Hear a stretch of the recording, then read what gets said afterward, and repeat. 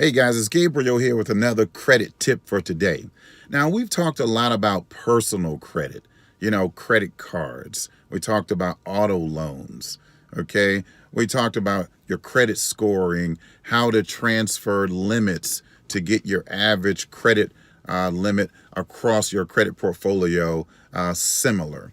But now I want to kind of talk about business credit because business credit is very important too.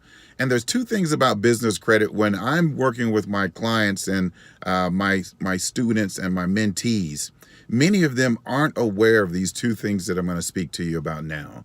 One is your SIC code and your NAIC code. Your SIC code, your Standard Industrial Classification Code. Standard Industrial Classification Code. And your NAIC code, your National Association of Insurance Commissioners Code. Now, interestingly enough, banks and lenders look at these codes to get data about your industry, okay? Because your entire industry has a annual revenue generated, okay? And if that industry's revenue that's generated on an annual basis is depressed, it's not high enough, or is fluctuating year by year, that shows a volatile industry that your business is in, all right? And so the National Association of Insurance Commissioners, they keep data points on different, points about the industry. Okay, this information is so vital to a banker or lender that you could be someone with an 80 Paydex score, 800 credit score, and been in business 5 years or more. But because you're in a high-risk industry based on your NAIC code, and by the way, the NAIC code is 6 digits and the SIC code is 4 digits, okay? So the way that these codes are given to you is if you do not select one for yourself, all right, and there's a specific place you need to put this code, especially the NAIC code, okay, the National Association of Insurance Commissioners. And I'll tell you, many people don't even know where to put that code to actually classify their business. All right, and let me tell you that now. This is the tip. You put that code on your tax return, your business tax return, when you file your taxes. All right?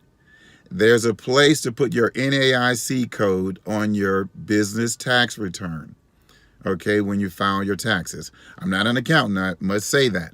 But because I know where the code goes, I'm interested in letting you know that. Okay, now make sure you also put your NAIC code on your website, all right, in the footer, and your SIC code in the footer as well. This will help bankers and lenders when they're reviewing your business website or your business web page also dial in on the exact NAIC code or SIC code that you're under. And now let me give you another tip about that. Typically, when bankers and lenders complete your credit application, they put in the NAIC code that they think your business falls under. And they might not do the research deep enough to really get your code correct. So you need to have your code given to them when you do your application. Write your code in the corner of your application, NAIC code, and write the 6 digits there.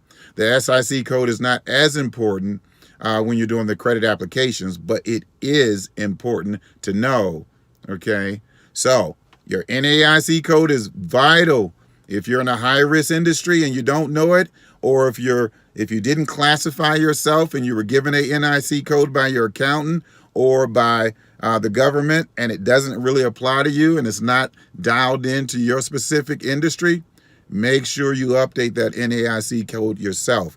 Put it on your application for credit and put it on your tax return when you file for your business.